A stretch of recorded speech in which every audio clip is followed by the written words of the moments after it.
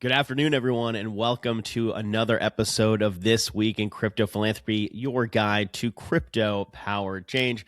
Nick Mikulewski, Senior Sales Manager here at The Giving Block, and once again joined by my colleague Pietro, Head of Crypto at Shift4. Pietro, happy holidays. Happy holidays. Hope everybody's been doing well and getting some well-deserved time off. It's good to be back. And yeah, we're putting a bow on the end of the year. It's been pretty epic and it kind of flew by. Feels like it was, Thanksgiving last week. And then before that, I felt like it was still summer, but here we are coming to a close on a record breaker. Yeah, I think it's been a phenomenal year, both for the industry as a whole, the giving industry as well. We've got some updates to share, and we're recording this in the last 72 hours of 2025. So this has always been a really frenzied, time for people making those last minute gifts. If you're a nonprofit out there, I'm sure, Frontline Fundraiser, you're at the height of the busy part of the week. And we've been seeing a lot of activity kicking up over, even the last week, even across the holidays. And with crypto being a 24/7 market, things haven't really slowed down from what we've seen across the weekend and even the holidays when everything is completely shut down. So, yeah, we're excited. The whole Giving Block team is here, ready to help squeeze in some of these last minute gifts. But we think it's going to be setting some new records this year. Obviously, coming into the last few days, we don't know where everything is going to land. We're always surprised at the generosity that flows through in these last, few hours of the year, whether it be people waiting for, the final push in the market, waiting to kind of see where things shake out. One thing that's really nice about crypto is that, things do move really fast. So unlike giving securities, that sort of deadline's already come and gone. I think a lot of people know that, now's too late for that. But if you've got a DAF and you've got some crypto, there is still time to make those gifts. And we certainly see, some great generosity flow through up until, the very last day of the year. But, yeah, some record-breaking things, I think, in the giving world. But, Petra, I think some records were made just in the industry as well. Were some things that kind of surprised you in 25? 100%. I would say you're spot on. A lot of people, from a markets perspective, I think there's like this common understanding that it's not a guarantee, but there's always the hope for a Santa rally in markets, into the end of the year. We've seen that across a lot of different asset classes, especially like commodities, metals, gold, for those gold bugs out there, shout out to you guys. But yeah, I think across the board, crypto has had maybe a quieter month than some of the other asset classes. But in a way, when I think about it from a giving perspective, that isn't always the worst thing, because when you're in like a raging bull market, I think if you consider animal spirits or just people not wanting to get off the roller coaster when it's going super fast, like maybe you're less inclined to give when everything is going, up 5% every week. So having this sort of level off, I think, allows people to digest the crazy year that we've had. It's absolutely been, I'd say, one of the most impactful from just a infrastructure, relationship building, and sort of narrative perspective for the year. You talk about the sort of rise of stablecoins as like key infrastructure for businesses, the notion that crypto applies outside of just, buying and selling crypto tokens to make money. It's like actually valuable in other areas of the economy and other things that are, let's just say maybe not intuitive to someone thinking like, oh, what's this Bitcoin thing, right? For the first time. So I think as we think, from a 10,000 foot view on the year, it's been nothing short of incredible. We've had a lot of, sort of milestones on the legislative side, or at least just advancements and improvements to make the US in particular, like the home for crypto. That's definitely something I'll keep an eye on in 26.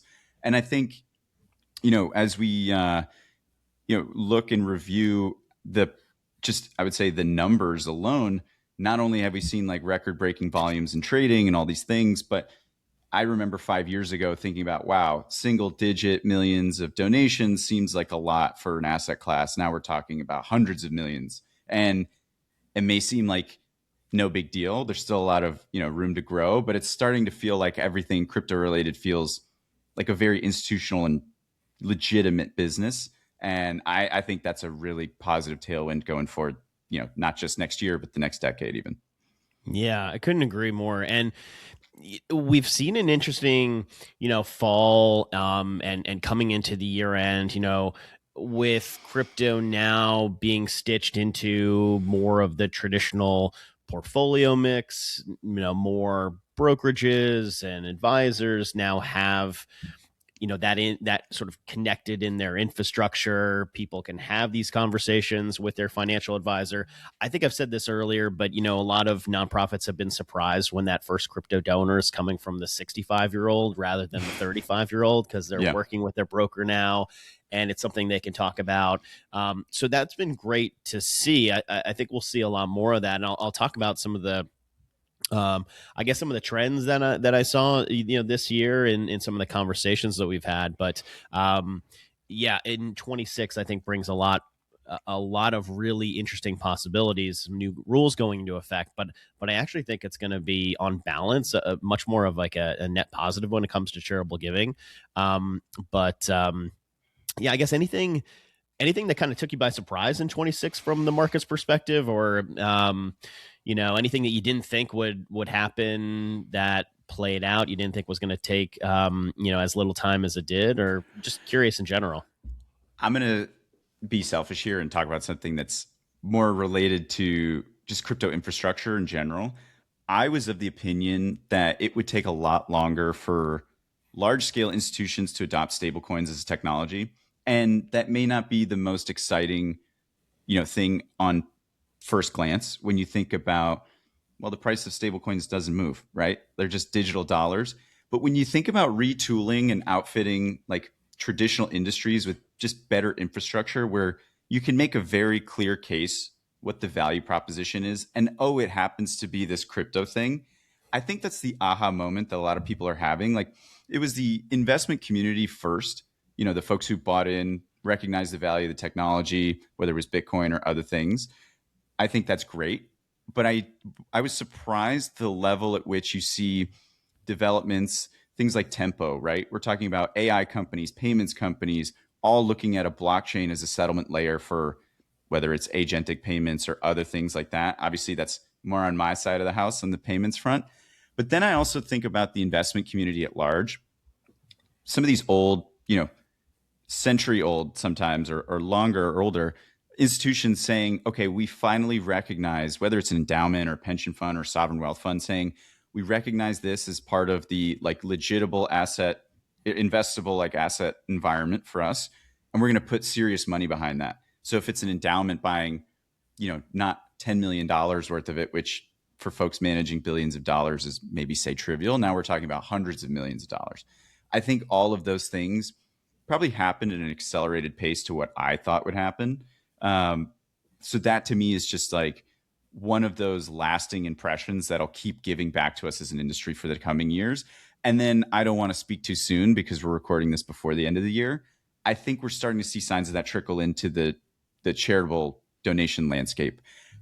And I think, maybe as a last point on this, I'm really surprised, and to give a shout out to the Giving Block team here a little bit, I'm surprised at the level of like diversity of the donors that come in with maybe a crypto first mindset, but then recognize and are maybe being educated more on the charitable like donation benefits, whether it's from a tax, conversation they had with their professional, whether it's with their, wealth advisor, et cetera. The level to which they're engaging and doing what are, on the whole, like considered pretty complex, transactions to their own benefit. I think, not that I'm bearish or a pessimist. I just thought it would take a little longer, but we're starting to see, some really sophisticated folks come in and use crypto as that lever to optimize their portfolio. I think that's pretty incredible. Yeah, and it, a couple things that kind of popped in my head when you're talking about that. We'll talk about community and that the last point around sort of the diversity of donors coming into the space. From the calls that we had this year, and ones that I was on, the ones that the team was on, I was really surprised at the number of conversations that were popping up. Certainly in 25, there was a market increase. from what we could see, and I don't have, specific, stats to share about that, but just sort of like, from looking at the calendar and um, thinking back on all the conversations that we have with nonprofits who are interested in moving into the space, having donors that are asking about these questions, Mm-hmm. first time, donations that are popping up. I'm starting to see that um, more and more. And then what was kind of maybe a little bit, interesting more on the core crypto side, I'd say this year more than other years, maybe 24, 25, kind of similar, of folks asking, hey, what if we don't want to liquidate the Bitcoin? Mm-hmm. What do we do with that? Can we hang on to it? And some savvy nonprofits that have started to, build in some endowment policies that allow them to hang on to an asset and allow it to grow. And some have, done quite well to, build up a reserve that allows them to self fund certain parts of their programs, certain offerings, and just helping them be a little bit more stable in a year where, and I think in 26 will be no different, in a year where some of the grant stuff is continued to being a bit uncertain. So it's helped smooth out some of those edges. So yeah, overall, just really surprising how we've seen such a volume, and that kind of goes back to this community piece. I mean, so many nonprofits have really seen like, man, there's a great community out here, not just from the sort of traditional, philanthropic, um, I guess, folks in the space that now have a regulated way to engage with this new asset class, but then the crypto community in general, which has always been really generous. It's hard to pick like some I don't know what we call it, like some standouts, because we've had so many. But if I had to pick one just off the top of my head, I mean, Bonk for Paws, we did a great episode with them. They've done such a tremendous amount. So for anybody that is curious to listen to that episode or learn a little bit more about what they're doing, they've just done a phenomenal work as being great crypto philanthropic ambassadors in the space. I'd encourage anybody to take a look at that, and like I said, we'll make sure to put that into the show notes. But yeah, community continues to expand year over year. It's been incredible to watch. And one of the themes that I think about for 25, and I think will be continued in 26, is a lot of this relationship building and, let's say, curation of your program or your impact. It takes time, right? We've seen that where, for example, with Bonk for Paws, I think we started small. You crawl, you walk, you run. I've even seen it on our side of the business where we've had, and I can't name names, unfortunately, so this is going to be a teaser, but the the level of, let's just say, what we would call enterprise grade or super, I would say, valuable high touch point clients that are reaching out and saying, hey, wouldn't it be a good idea if we incorporated some charitable component into our overall programming? And oh, isn't it so cool if we could use crypto as sort of the novelty piece to that, programming? I'm not going to spill the beans because I can, unfortunately, but I think 26, 27, we're starting to see people get the comfort to go from, hey, this is a cool idea, let's keep it on our radar, to let's do an activation, maybe a pilot, to now this is just part of our DNA. And I think it's going to take some more time still, but the quality and sort of scale of the ideas that are being pitched back to us, because they're saying, hey, we see this as like a cool tool or solution or platform to build off of, has really surprised me. And that could span things like sports entertainment, where it doesn't necessarily have to be a crypto first thing. It's just like, hey, wouldn't it be so cool because our fans or our patrons, whatever it may be, are interested in crypto. We want to further connect with them. And oh, if you incorporate charity into it, win-win-win kind of situation. We've seen that across a lot of different businesses just in general, right? Whether it's like Robinhood saying, hey, we're going to tokenize all the stocks on the platform. That's a pretty big deal. Again, it's anecdotal, but I think we're going to start to see the sort of results of that sort of thinking start to come to market a lot more. And, I think we're all net beneficiaries of that, right? Nonprofits get more of a platform and scale of distribution to say, hey, you have, let's say, 500,000 attendees at your event, or 20 million people who use your platform, and crypto is that sort of lifeline or entry point into some really cool activation. I think those are going to be the big wins we report a year, 2 years from now, and that gets me really excited. Yeah. Um, you know, looking into 26, we've got a couple of new tax, changes going into effect. And, we're by no means, tax experts here. So, of course, always, check with, your tax professional for your own specific situation. But, for folks that maybe, need a quick kind of like 30-second refresh. I mean, we talk about all this stuff. We talk about, crypto giving, just because it's a really efficient way to, optimize, the tax code. And this is just like giving, other investable assets like stocks. There's no kind of like special crypto rules. I'm sort of generalizing here, but it's the exact same, incentive as, you give stocks or you're putting assets into a donor advised fund. You can put crypto into DAFs. But for anybody that's, coming into the last 72 hours here, and I guess I'm sort of talking to, just the investors out there, just folks in the community that have, some appreciation in their portfolio. Think about, making a gift, because if you're taking profits in the last 72 hours, I mean, offset that gain, right? Find a cause you care about, and there's plenty to choose from on the giving block.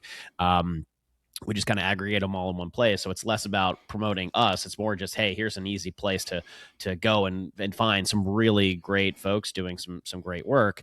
But yeah, take some profits, offset that gain, wipe out that capital gains bill. But checks with your tax professional in 26.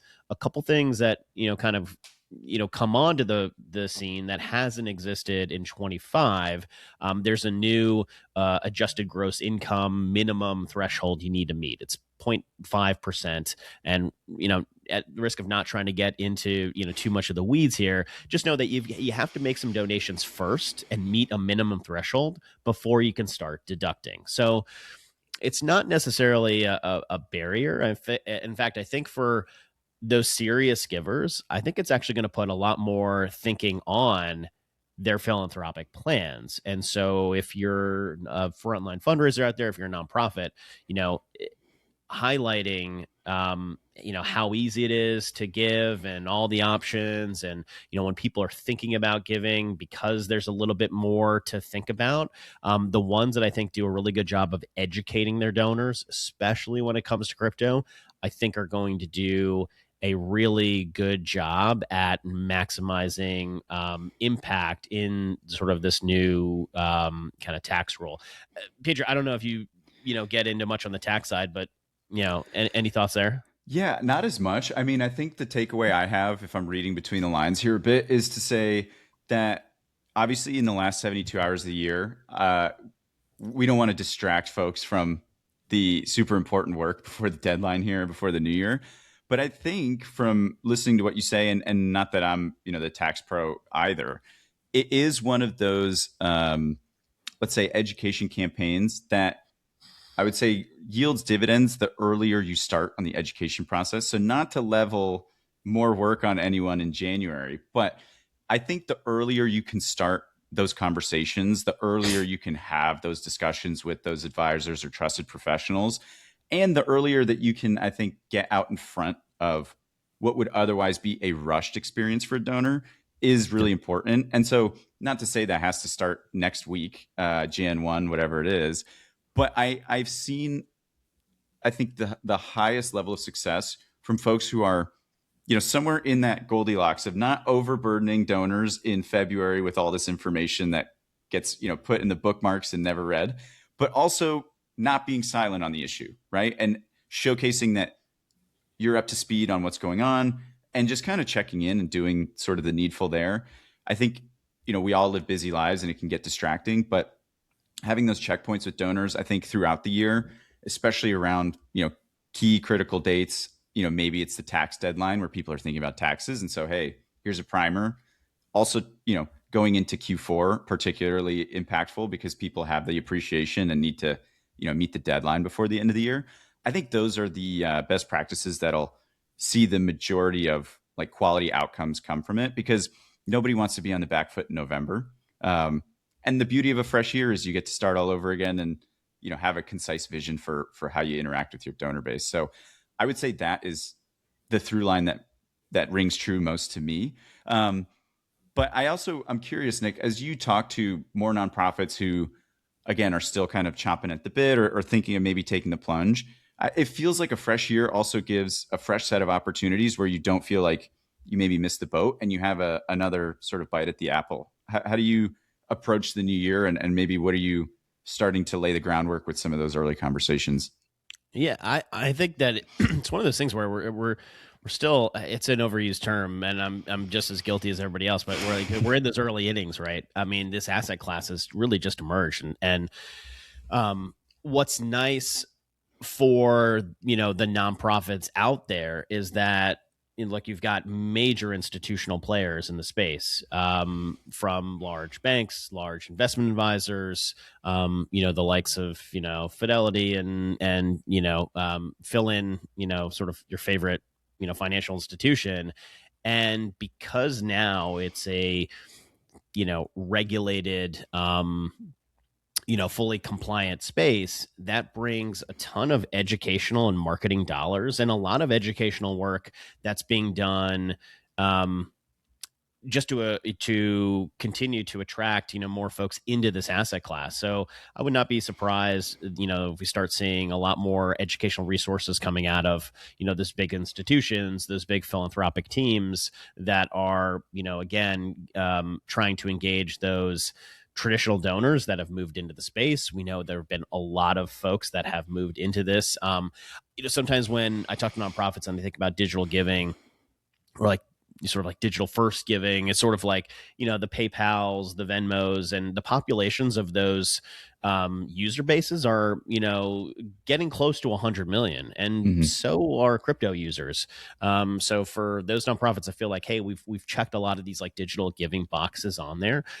Don't leave crypto out, because that there's a lot of overlap in those communities. There's a lot of overlap in those users. So yeah, the ones that we see do this the best are the ones that are consistently communicating about this, so they know exactly where to go. Because again, if I want to make a crypto gift, I can do it in the next 30 seconds.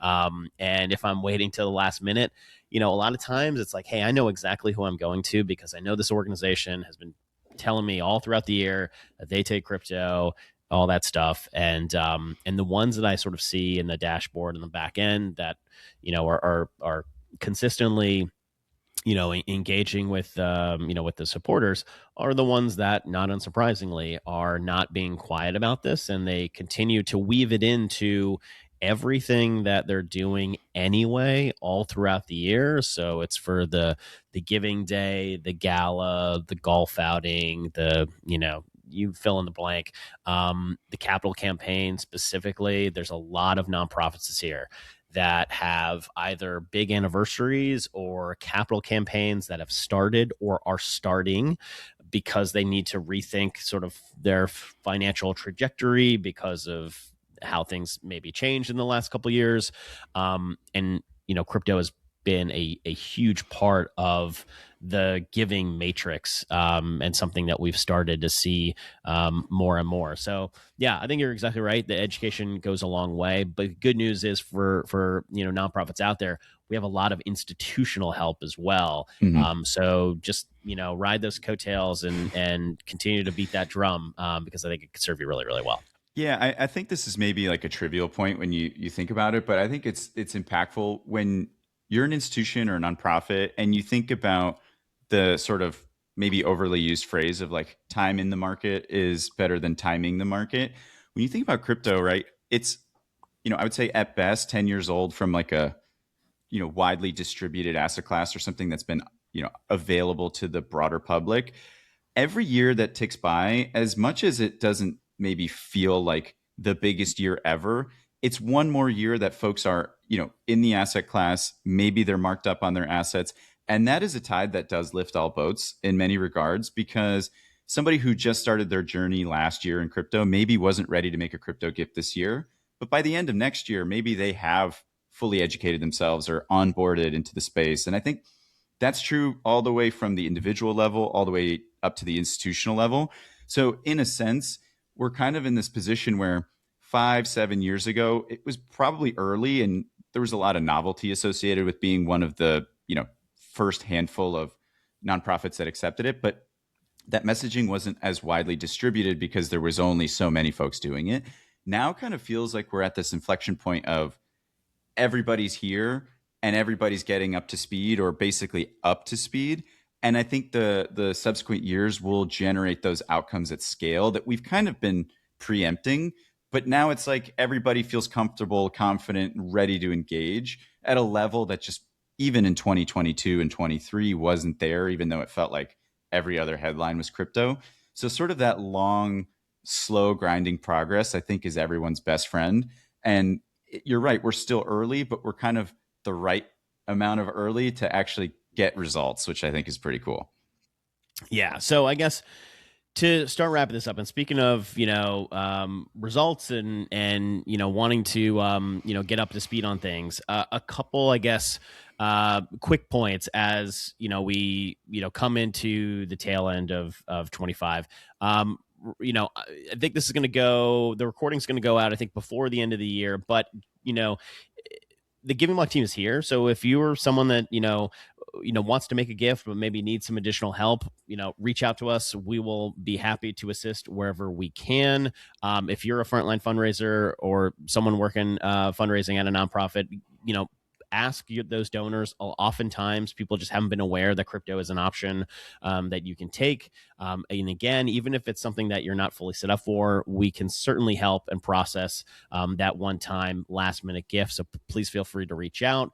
We'll include some links to tax resources. So if you just need a quick primer, it's really not that not super complicated. But again, if you just need some resources to bring to a tax professional, just kind of go over a few things before you pull the trigger, we'll make sure to include that. And yeah, we're excited to see where the year ends up. I think it's going to be again a really great end to 2025, and I think signs are looking pretty positive going into 26 as well. So we're all really, really excited. And for everybody out there, whether you're a nonprofit or you are someone interested in making a crypto gift to a nonprofit, the Giving Block team is here.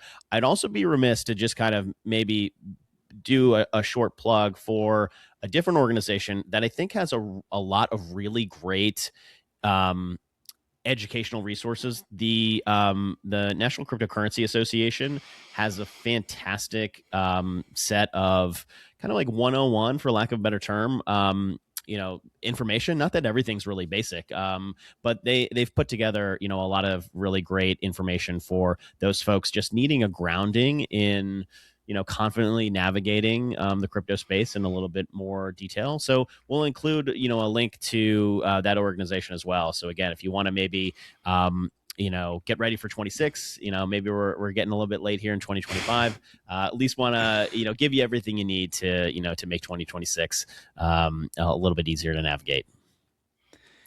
Absolutely. These episodes are fun. It's time for reflection, and luckily 25 was a year of predominantly positive news. But that being said, wishing everybody a happy, healthy new year, and couldn't feel more energized. I think I speak for both of us to hit the ground running in 26, and hope everybody gets to take some well deserved time off and be around those that are important to you. So that's it for me. But I think we have a very exciting year ahead. We'll obviously keep everybody up to date on the final numbers and to kind of assess the metrics on the year. But I'm pretty optimistic, pretty positive that we're going to have some exciting announcements coming out. Absolutely. And thank you to, all the nonprofits that we've had on the podcast and all the nonprofits out there who are engaging with this new community. And of course, couldn't, close out the episode without thanking the donors. This community is so generous. So thank you, everybody, for making 2025 what might be a record-breaking year, and looking forward to seeing all of you in 2026. Thanks, everybody.